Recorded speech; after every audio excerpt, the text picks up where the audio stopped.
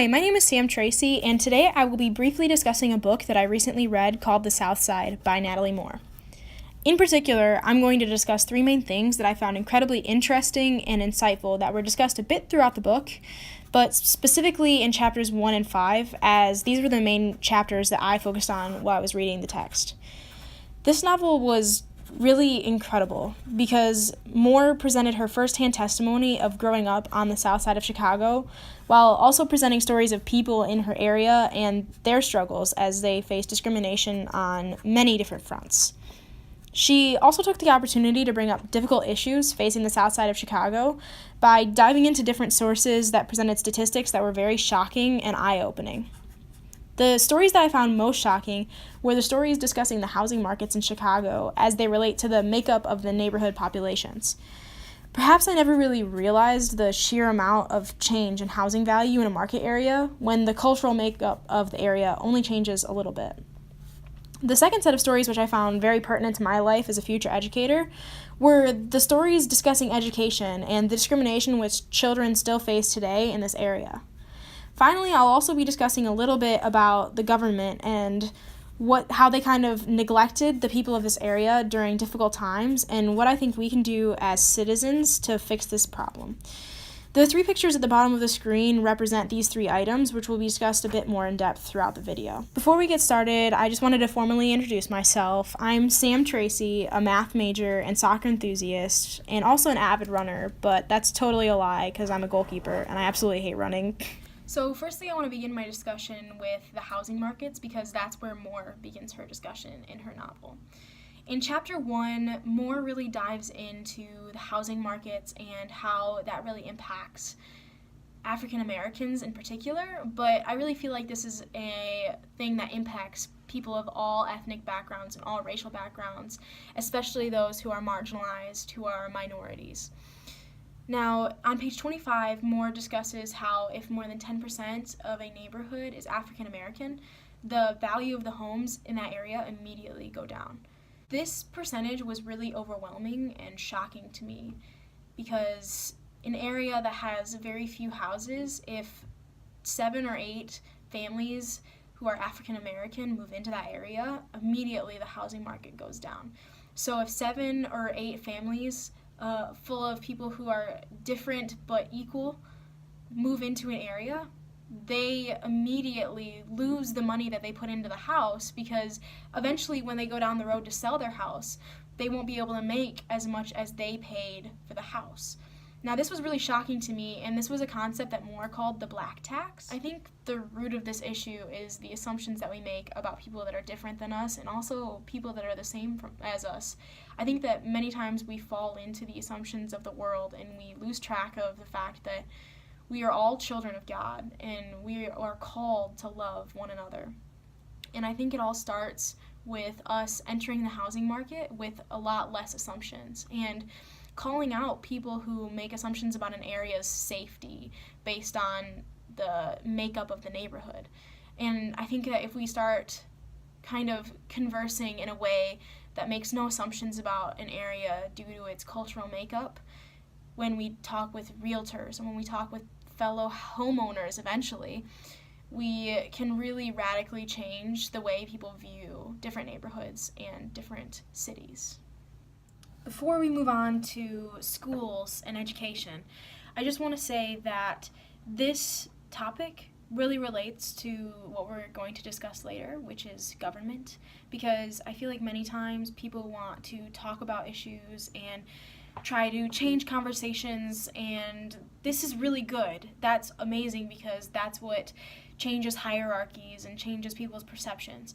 But I also think that a major governmental change may be required to fix some of the more deep-rooted issues that African Americans and people of diverse backgrounds are facing in the housing markets as well as in education.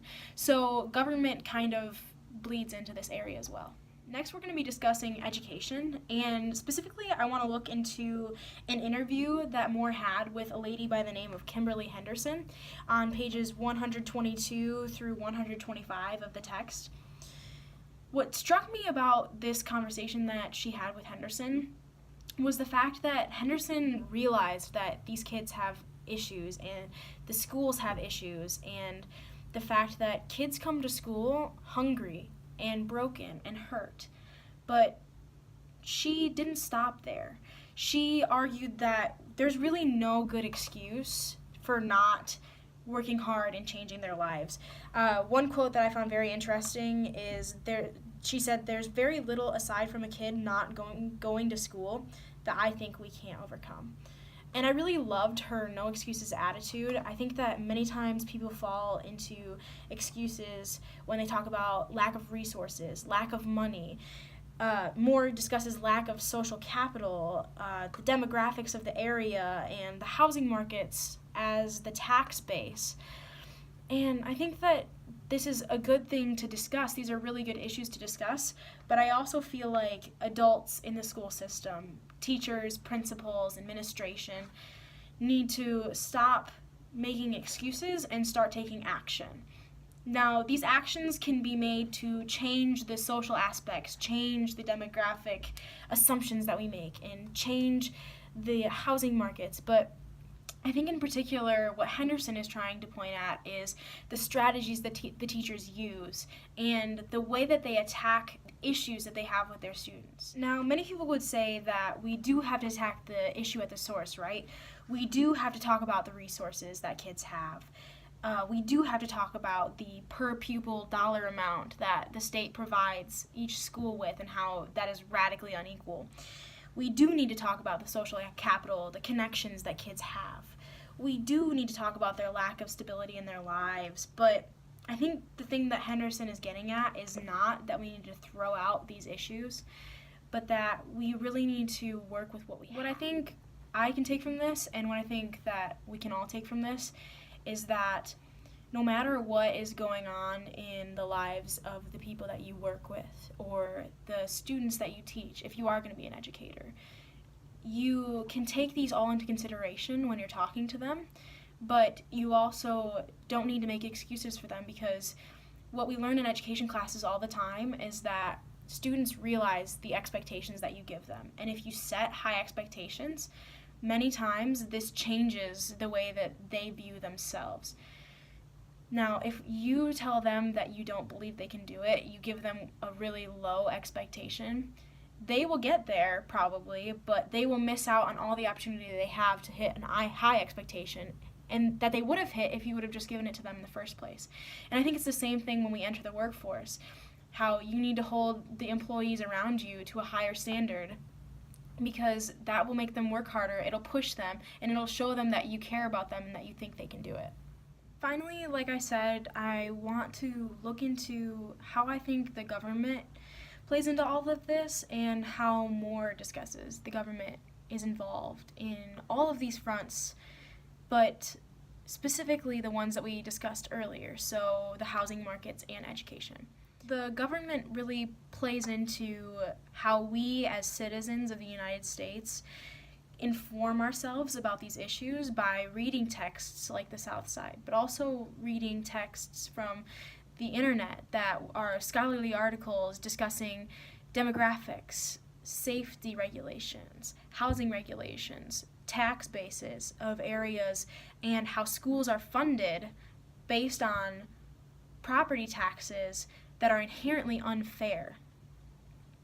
This boils down to every aspect of our lives and how we interact with our democracy. Moore argues throughout the text that if the government were to just step in and redraw property lines to make the tax bases for school districts more fair, that maybe the per pupil amount for students would be equal in a district that has a higher Caucasian population as a school with a higher African American population.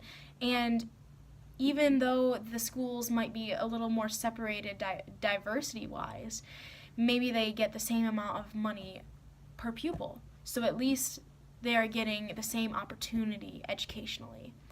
I found this argument incredibly interesting because we as citizens have an opportunity to impact that based on the voting rights that we have. Also, Moore talks about how the property value discrimination is actually illegal in the United States, but a lot of times the government doesn't really enforce this law against discrimination. So what I think this book really boils down to is our right as citizens, but also our duty as citizens to use our voting power for good.